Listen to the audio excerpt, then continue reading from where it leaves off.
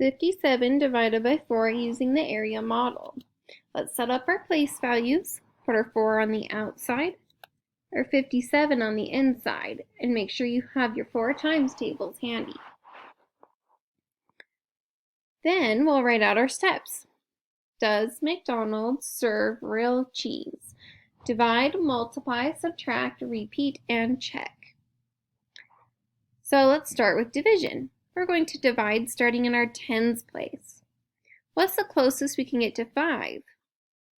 That would be 4. We skip counted 1 time to get there. But remember this 1 is worth 10. So when we multiply, it would be 10 times 4 is 40. Then we will subtract. 57 minus 40 is 17. Then we're going to repeat back to division.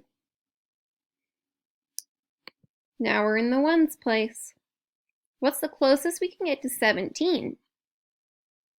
I see that's 16. We got that by skip counting 4 times, because 4 times 4 equals 16. When we subtract, that would give us 1. Can we repeat to another place value? No, we ran out of boxes. So now we just need to check. Is 1 smaller than 4? Sure is. That means that's our remainder. We get our answer by taking this number that's an expanded form and putting it into standard form, which would be 14 with a remainder of 1.